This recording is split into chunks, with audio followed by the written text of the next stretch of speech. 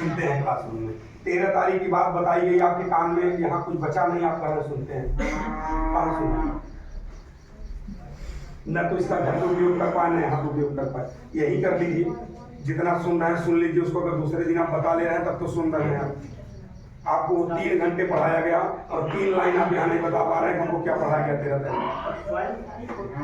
मैं सिर्फ आपसे टॉपिक पूछ रहा हूँ कि कौन सा टॉपिक पढ़ाया गया। केवल 20% बच्चे उसका जवाब दे पाए हैं आप लोग। सही बात है ना?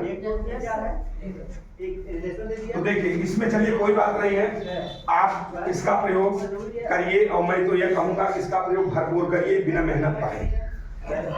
ठीक है, तो उसके बाद आता है ये अभ्यास। आपसे क्या करें, जितनी बार आप करेंगे इससे ये भी सिखाने का काम करता है। आप ना सीखिए तब भी सीख जाएंगे। अगर आप कोई चीज नहीं सीखना चाहते हैं और हाथ से वही काम बार बार करेंगे तब भी ये हाथ करने लगेगा। करता है कि नहीं सर? बोलिए। नहीं, बहुत भरोसे से नहीं कर पा रहे हैं। चलिए मैं बता दे रहा हूँ। साइकिल चलाते हैं, जब शुरुआत में आप चलाते हैं तो आपको सोचना पड़ता है कि हमको ब्रेक लेना, और सोचते सोचते तब तक लड़ जाती है साइकिल। लेकिन जब कई बार आप यही काम करते रहते हैं तो बाद में आप गाना गाते रहते हैं, जहां जरूरत पड़ेगी हाथ अपने आप ब्रेक लगाता रहेगा, आपको यहाँ से बताने की जरूरत नहीं होती, वो अपने आप काम करेगा। करता है नहीं? शुरू में साइकिल चलाते हैं तो पहिए को देखते रहेंगे, कूदने न पाए। बाद में जब चलाते हैं तो चल रही है साइकिल आराम से, सब पता है जहाँ हाथ अपने आप कर देगा, इधर कर दो उधर कर दो, सब फिट रहेगा। आप लोग तो साइकिल चलाते हैं तो आप लोग तो और अच्छी बात। कितने लोग बाइक चलाते हैं? देखिए वैसे बता रहे हैं कि जैसे बाइक इसमें से कोई नहीं चलाता, सोच रहे हैं कहीं हम फंस न जाए। ये कब तक आप ये डरते रहेंगे कि हम फंस जाएं? यही डर निकालना है और हमेशा इसी पर चर्चा हम करते हैं हमेशा। लेकिन फिर भी आप लोग यही कहते हैं कि कभी बाहरी वाला कभी आया तो आप लोग समझ जाइए कि उसी टाइम, मान लीजिए ये तो सर है अपने, कोई दिक्कत नहीं, बाहर कहीं रास्ते में कोई मिल गया तो आप तो कुछ बोल ही नहीं पाएंगे। पढ़े सब है, जानते सब है टॉपिक, सारी चीजें, लेकिन बोल नहीं पाएंगे। यही कॉन्फिडेंस अंदर पैदा करिए, आत्मविश्वास ही नहीं है। ठीक है, चलिए ये अभ्यास की चीजें आपकी हो गई। आपको अभ्यास से भी सीखना है, लेकिन अभ्यास कठिन चीज है। अभ्यास जो है कठिन चीज है। आपके पास इतना टाइम नहीं कि किसी काम को बार बार आप करिए। कोई काम बार बार करिए, ये सरल काम थोड़ी नहीं। पूरे दिन में कितने काम कर लेंगे बार बार, इसीलिए इसका उपयोग ज्यादा होता है। उसके बाद आती है आंख, देखने की चीजें। आप बार बार देखते रहिए। लोग बोलते हैं ना चेहरा तो आप पहचाना लग रहा है, नाम नहीं पहचाना। नाम जो है याद नहीं आ रहा, लेकिन चेहरे से मैं पहचान रहा हूँ, मैं आपसे मिला। ये कौन काम किया? यही किया। ये कई बार देखा होगा, इसने फीड कर लिया अपने माइंड में, और आपको जब आया दोबारा तो ये बता दिया कि चेहरा जाना पहचाना लग रहा है, लेकिन नाम नहीं याद आ रहा। क्यों? क्योंकि नाम, ये कान का प्रयोग आपने नहीं किया। जिस समय उसका नाम पुकारा जा रहा था उस समय आपका कान कहीं और था। आंख तो सामने थी लेकिन कान कहीं और था, इसलिए आंख तो काम कर रही है लेकिन कान नहीं कर रहा। ये काम मेरे साथ भी होता है, कान हमारा भी नहीं काम करता है। क्योंकि मेरा भी एक दोष है कि मैं जहां भी रहता हूँ माइंड मेरा चलता रहता है।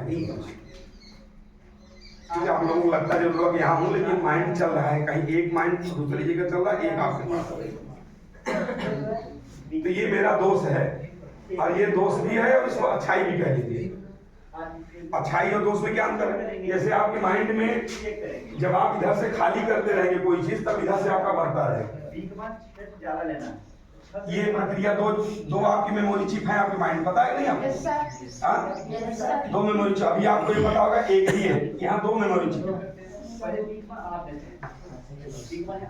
किसको किसको पता है 2 मेमोरी चिप हमारे मन में, माइंड में पता है? चलिए बताइए कौन कौन सी? अच्छा अगर पता है बताओ, जो जानते हो उसको बोलो। 2 ये पता है? अच्छा, ये भी जानना जरूरी है। कौन कौन सी? 10 को बताएगा? बताओ।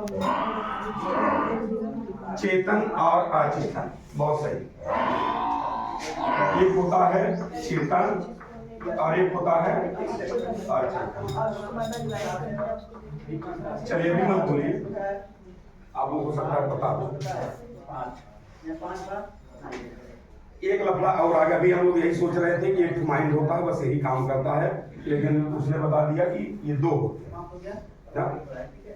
समस्या उत्पन्न कर दिया उसने। अच्छा, आपके लिए कौन ज्यादा अच्छा है, ये कि ये? अचेतन ज्यादा महत्वपूर्ण है?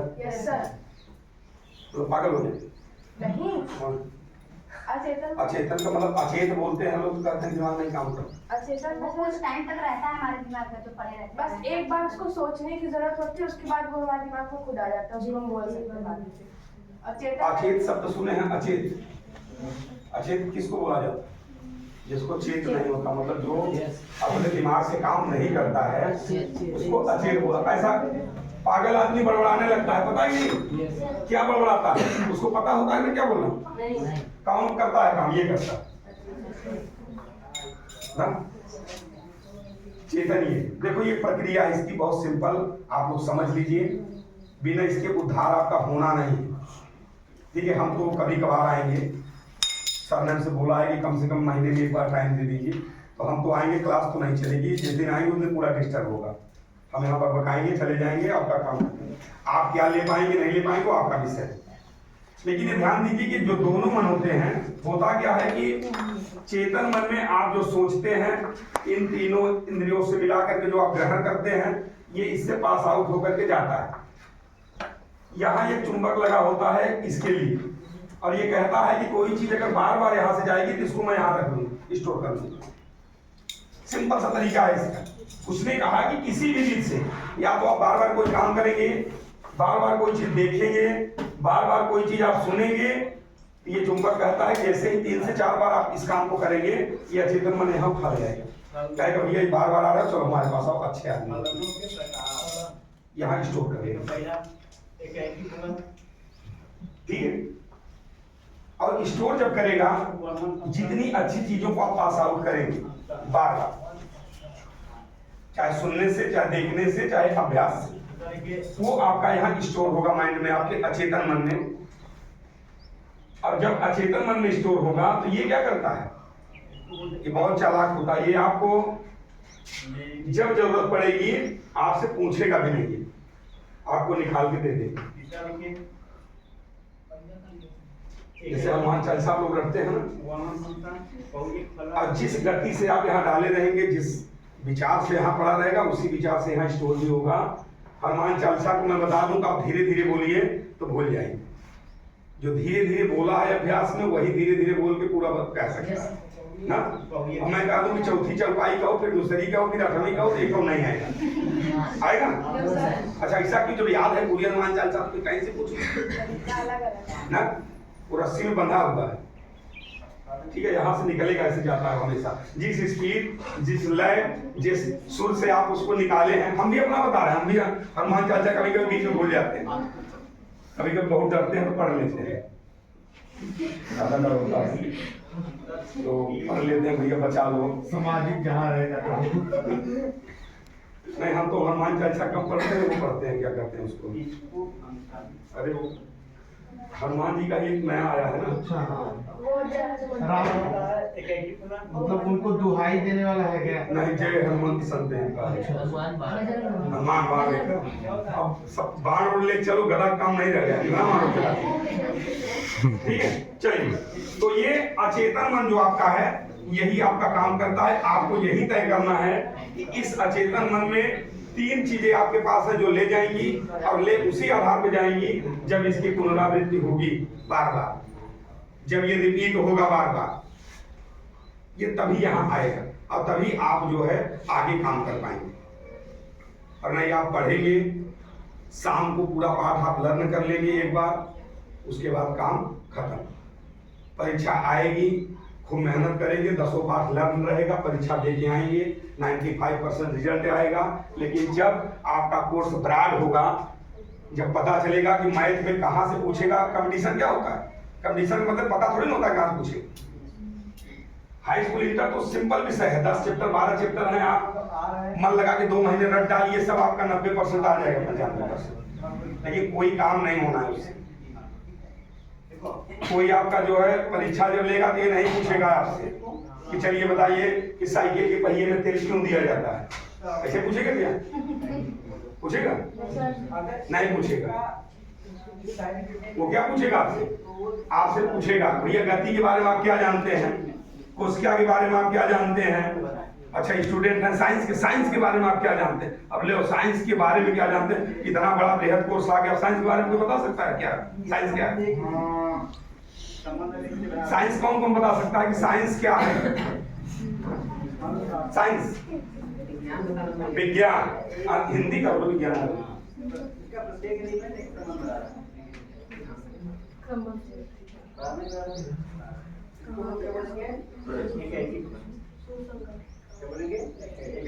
ये जासे वाले तो ज्यादा उठा रहे हैं, ये तुम्हारी समस्या है। वही देख रहे हैं कि सर की पढ़ाई में हाथ ऊपर कर दे रहा है। कॉन्फिडेंस आप लोगों को नहीं है? चलो खड़े हो जाता है। हाँ सौरभ खड़े होइए। चलो विज्ञान की भाषा बताओ, फिर उसके बाद विज्ञान के बारे में बताते रहो।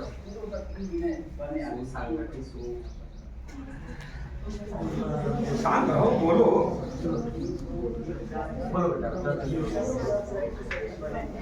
बोलो बोलो, डरने का विषय नहीं है, बोलो।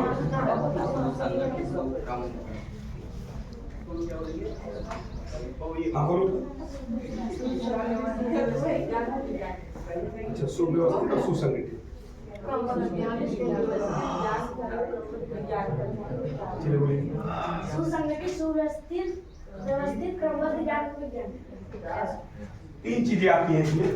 ये बहुत बड़ा टॉपिक नहीं, आप लोग जितना इसको परिभाषा को डेफिनेशन को बना के बैठे हैं, जितना भारी इतना भारी है नहीं।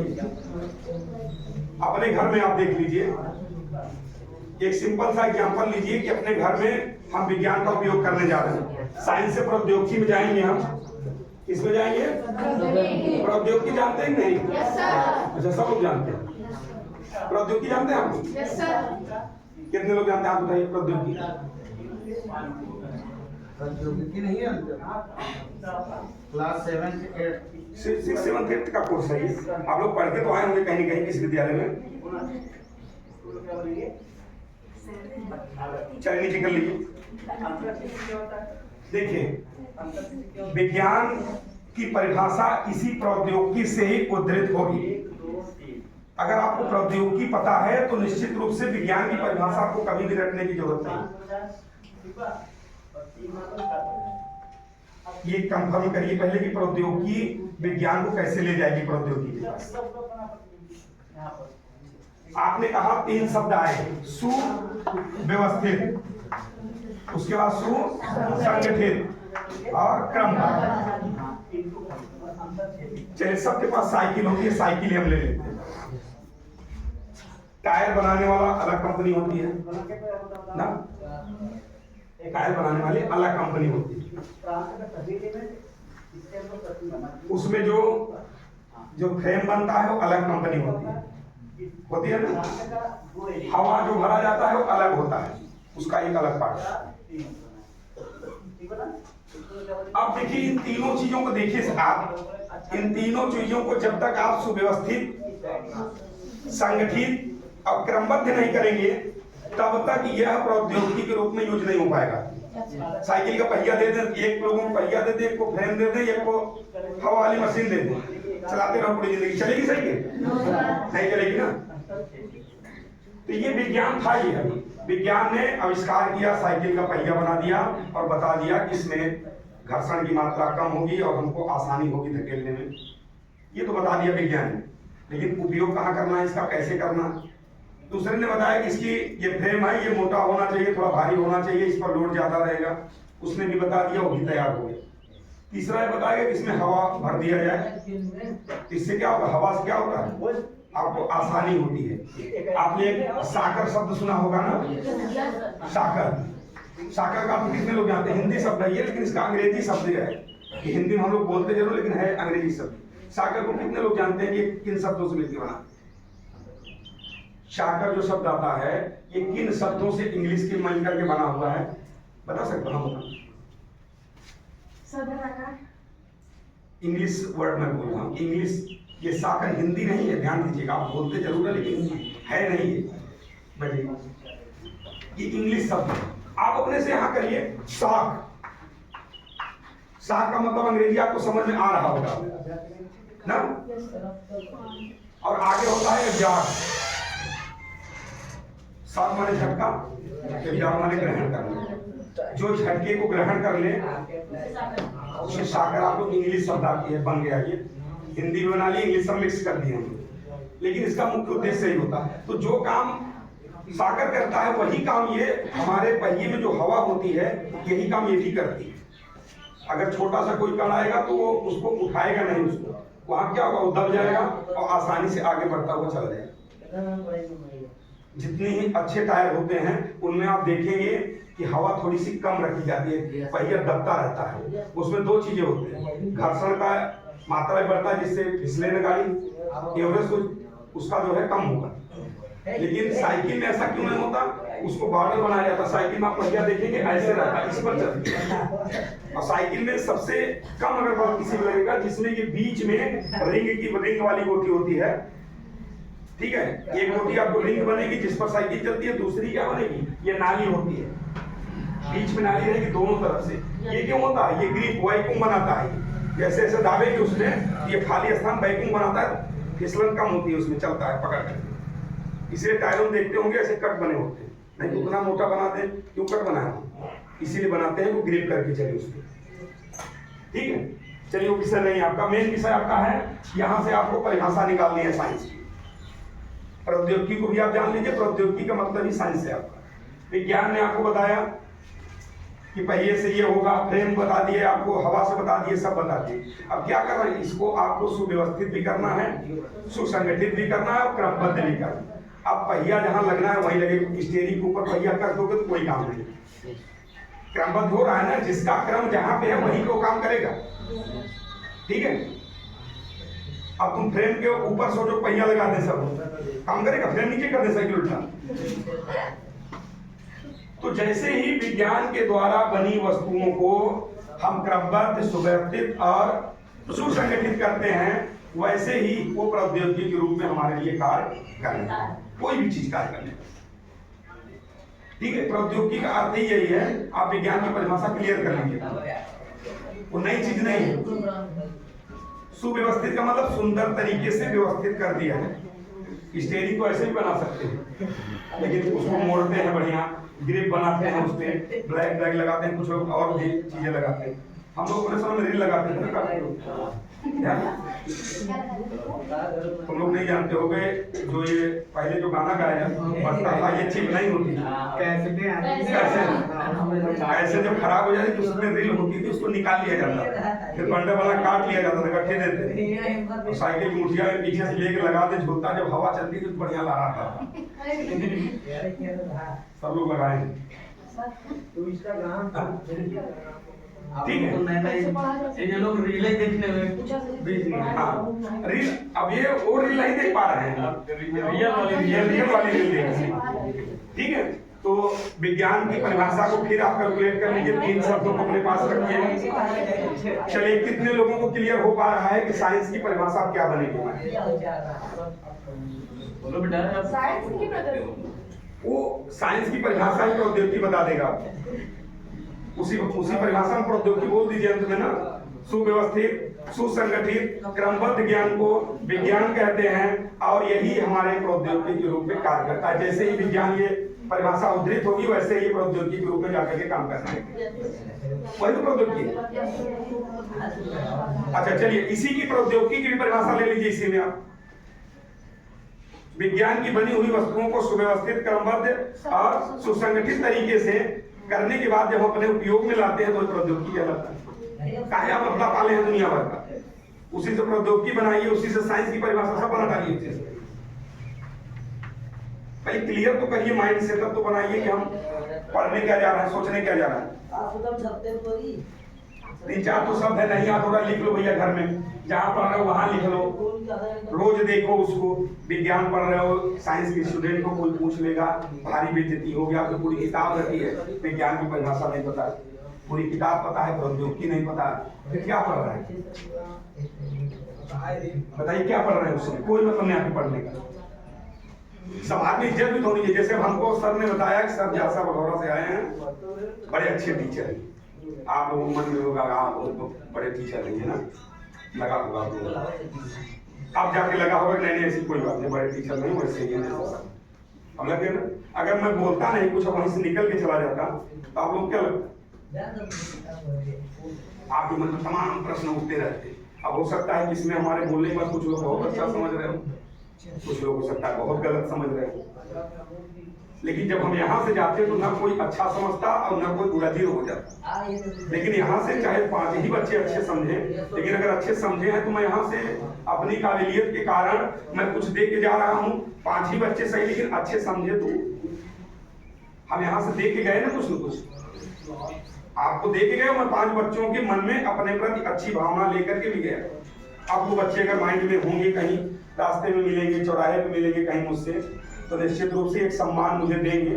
ये अगर नहीं कुछ लोग बगल वाले से बताएंगे कि ये देखिए ये सबसे अच्छा है हमारे कोचिंग। अगर अच्छी भावना उनकी होगी हमारे तरफ तो ठीक है, और नहीं होगी तो फिर वो अपने घर रहेगा। लेकिन कुछ न कुछ तो ऐसा होगा ना कि जो लोग ऐसे होंगे जो इस काम को करेंगे, और जो इस काम को करेंगे वो निश्चित रूप से वो माइंड से अपने पास ही रहेंगे, सकारात्मक हैं और वो आगे जाएंगे, निश्चित जाएंगे, उसको कोई रोक नहीं सकता। ठीक है, तो यहाँ देखिए मुख्य उद्देश्य हम लोग कहाँ से शुरू किए? आत्मविश्वास से। और ये मैं पूरी तरीके से आपसे कह सकता हूँ कि आप लोगों के मन में आत्मविश्वास की 90% कमी है। 90%। दूसरी चीज, अब इस आत्मविश्वास के कारण आप ये मत कहिए कि आपको आता नहीं। ऐसा नहीं कि आपको आता नहीं, ये कम क्यों होता है इसको भी आप जान लीजिए। ये क्यों कम होता है आत्मविश्वास? आत्मविश्वास कम होने का सबसे बड़ा जो रीजन होता है,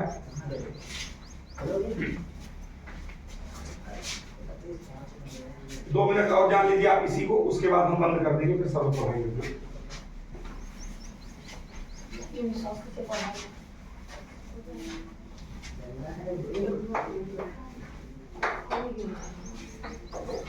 देखिए मनुष्य का जो शरीर होता है, सारी क्रियाएं तो यही होती है ना। Yes. होती तो मनुष्य के शरीर में ही सारी क्रियाएं, हम अच्छा करें बुरा करें कुछ नहीं करें। ये देखो लग रहा है कि नहीं कुछ लगा तो दिमाग ही सही क्या लगा। चलो बढ़िया कोई बात नहीं, आप जान जाइए कि आदमी है बस ना। आप लोग हंस भी रहे होंगे, देखो क्या ये कहानी सुन लीजिए। जितने लोग हंस रहे हैं मन में कैसे बना आप लोगों का जल्दी सर आप भी सुने होंगे कहानी? नहीं सुने हैं, आपको पता ही बाद में कहीं कहाँ सब सुने। अभी इस चित्र को मैं यही छोड़ के जाऊँ, मैं यहाँ लिख दूँ कि इसमें जो कमियां हैं आप बैठेंगे वो वहाँ पे आप टिक कर दी। तो जब कहाँ जानते हो, पूरा एक तरफ से आँख गड़बड़ है, नाक गड़बड़ है, सर गड़बड़ है, गला गड़बड़ है, पूरा ये पोता पड़ा रहेगा। इसमें जगह नहीं रहेगी कि ये कहाँ इसको सही करना है। लेकिन शब्द अगर वहां बदल दिया जाए कि इसमें जो कमी है उसको ठीक कर दिया जाए, ये पोस्टर जस्ट का वहां से पड़ा है।